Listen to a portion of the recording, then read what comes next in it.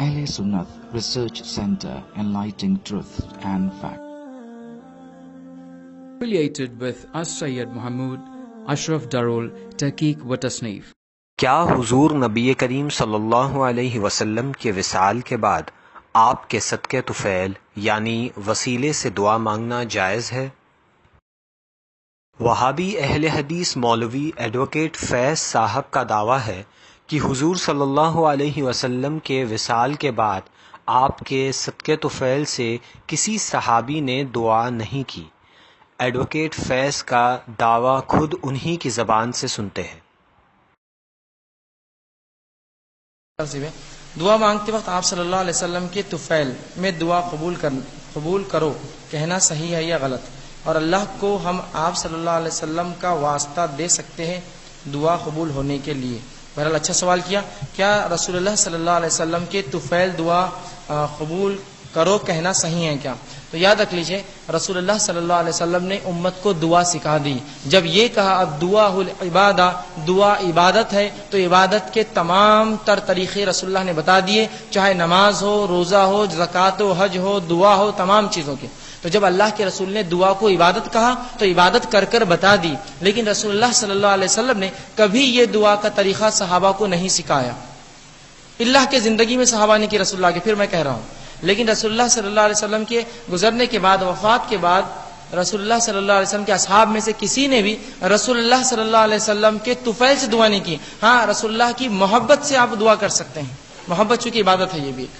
تو آپ کسی کی محبت کے وسیلے سے کر سکتے ہیں کہ تیرے نبی کی محبت کے وسیلے سے، یہ ایک الگ چیز ہے، لیکن تیرے نبی کے وسیلے سے دعا درست نہیں، یاد رکھیے، یہ تو محبت عبادت ہے، یہ بھی ایک عبادت کی قسم ہے، اللہ سے محبت، اس کی شریعت سے محبت، شرعی محبت ہے، یہ رسول سے محبت ہے، یہ تو ٹھیک ہے، لیکن اس سے ہٹ کر طفیل سے، صدقے طفیل سے، یہ رسول اللہ صلی اللہ علیہ وسلم نے دعا کا یہ طریقہ کبھی نہیں سکھایا۔ گو آپ نے عبادت کے تمام طریقے سکھا دیے۔ 1,44,000 یا 50,000 کے قریب صحابہ کی تعداد تھی جو رسول اللہ کے بعد 110 ہجری تک زندہ رہے، ان میں سے کسی نے بھی یہ طریقہ نہیں بتایا کہ اس طریقے سے دعا کی جائے۔ اسی طرح جو ہے اس کے بعد کے اسلاف نے کبھی یہ طریقہ نہیں اپنایا، تو لہٰذا دعا کا طریقہ بتا دیا گیا۔ اللہ رب العزت ہماری دعاؤں کو سنتا ہے۔ اپنے نیک اعمال کا وسیلہ لیجئے، اللہ کے نام و صفت کا وسیلہ لیجئے، اور پھر نیک متقی پرہیزگار کوئی شخص ہو وہ بھی دعا کرے، آپ بھی دعا کریں، یہ تمام جائز وسیلے ہیں۔ تو لہٰذا رسول اللہ کے محبت کے وسیلے سے آپ کر سکتے ہیں، لیکن رسول اللہ کے طفیل یا صدقے اس طرح کی دعائیں خود رسول اللہ نے سکھائی، ٹھیک ہے، تو بہرحال یہ درست نہیں ہے۔ اب ہم دیکھتے ہیں کہ حضور صلی اللہ علیہ وسلم کے وصال کے بعد صحابہ کے زمانے میں حضور صلی اللہ علیہ وسلم کے وسیلے سے دعا کی گئی یا نہیں۔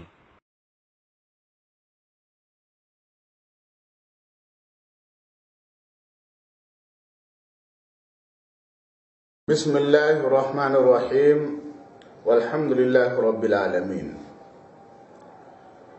رسول اللہ صلی اللہ تعالی علیہ وسلم کے وسیلے سے آپ کی حیات میں دعا کرنا، اس کو وہابیہ بھی مانتے ہیں۔ صحیح حدیث سے ثابت ہے کہ صحابہ کرام رسول اللہ صلی اللہ تعالی علیہ وسلم کے وسیلے سے اللہ تبارک و تعالی سے دعا کیا کرتے تھے، لیکن وہابیہ یہ کہتے ہیں کہ رسول اللہ صلی اللہ تعالی علیہ وسلم کی حیات کے بعد، رسول پاک صلی اللہ تعالی علیہ وسلم کی دنیاوی زندگی کے بعد وفات صحابہ کرام نے رسول اللہ صلی اللہ تعالی علیہ وسلم کے وسیلے سے دعا نہیں کی ہے، اور رسول اللہ صلی اللہ تعالی علیہ وسلم نے صحابہ کرام کو اس کی تعلیم نہیں دی ہے۔ جیسا کہ ایک وہابی نے اپنے لیکچر میں یہ کہا کہ رسول اللہ صلی اللہ تعالی علیہ وسلم کے گزرنے کے بعد وفات رسول اللہ صلی اللہ علیہ وسلم کے اصحاب میں سے کسی نے بھی رسول اللہ صلی اللہ علیہ وسلم کے طفیل سے دعا نہیں کی ہے۔ لیکن رسول اللہ صلی اللہ علیہ وسلم کے گزرنے کے بعد، وفات کے بعد، رسول اللہ صلی اللہ علیہ وسلم کے اصحاب میں سے کسی نے بھی رسول اللہ صلی اللہ علیہ وسلم کے طفیل سے دعا نہیں کی۔ یہ بات غلط ہے، روایات کے خلاف ہے، احادیث کے خلاف ہے۔ میں آپ کو بتا دوں امام طبرانی نے اپنی کتاب المعجم الصغیر، المعجم الکبیر، اور محدث ابو نعیم نے اپنی کتاب معرفت الصحابہ میں یہ روایت، یہ حدیث پاک نقل فرمائی ہے کہ حضرت عثمان غنی رضی اللہ تعالی عنہ کے زمانے میں ایک شخص اپنی ضرورت سے حضرت عثمان غنی رضی اللہ تعالی عنہ کی خدمت میں حاضر ہوتے تھے، لیکن حضرت عثمان غنی رضی اللہ تعالی عنہ اس کی طرف توجہ نہیں فرماتے تھے۔ کئی بار وہ حضرت عثمان غنی کی خدمت میں پہنچے لیکن انہوں نے کوئی توجہ نہیں دی۔ انہوں نے حضرت عثمان بن حنیف رضی اللہ تعالی عنہ سے ملاقات کی اور انہوں نے اپنا ماجرا بیان کیا کہ میں کئی روز سے حضرت عثمان غنی کے پاس جاتا ہوں اپنی ضرورت سے، لیکن وہ میری طرف توجہ نہیں فرماتے ہیں، آپ کوئی شکل بتا دیجئے۔ تو حضرت عثمان بن حنیف رضی اللہ تعالی عنہ نے ان سے فرمایا کہ تم مسجد جاؤ، اچھی طرح وضو کرو اور اس کے بعد 2 رکعت نماز ادا کرو، اور نماز ادا کرنے کے بعد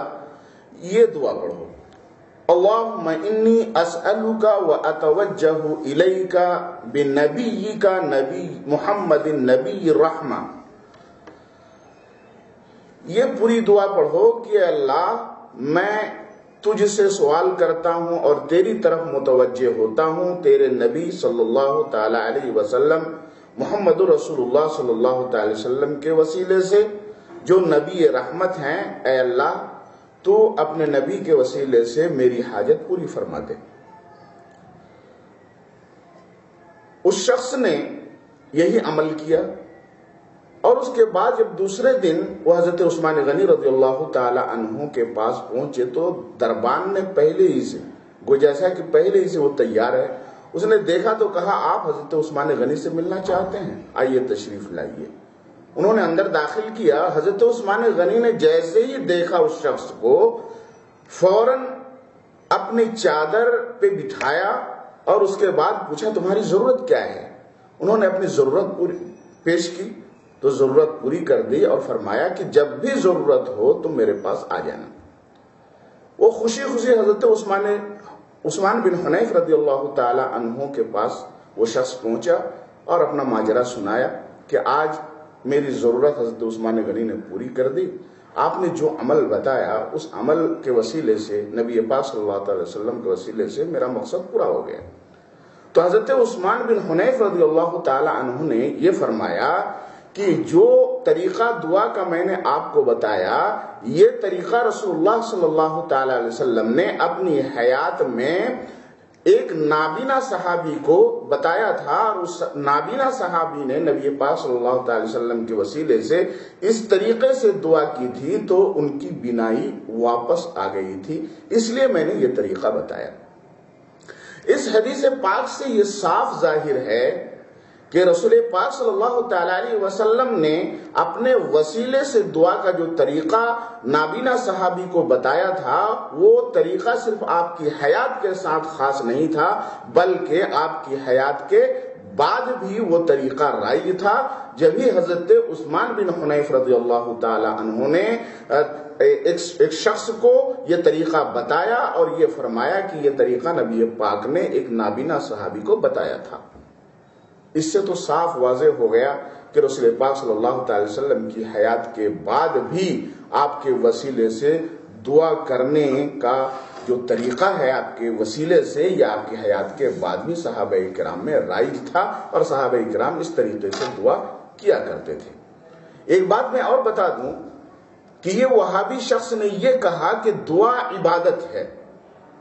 اگرچہ میں اس کی جہالت کو اس وقت بیان نہیں کرنا چاہتا، صرف اتنا کہنا چاہتا ہوں کہ یہ کتنا بڑا جاہل شخص ہے، اس کا مبلغ علم کتنا ہے۔ آپ اندازہ لگائیں کہ الدعاء هو العبادہ کو وہ شخص کہہ رہا ہے الدعاء هو العبادہ کو دعا سکھا دی، جب یہ کہا الدعاء العبادہ دعا عبادت ہے کو دعا سکھا دی، جب یہ کہا الدعاء العبادہ دعا عبادت ہے کو دعا سکھا دی، جب یہ کہا الدعاء العبادہ دعا عبادت ہے۔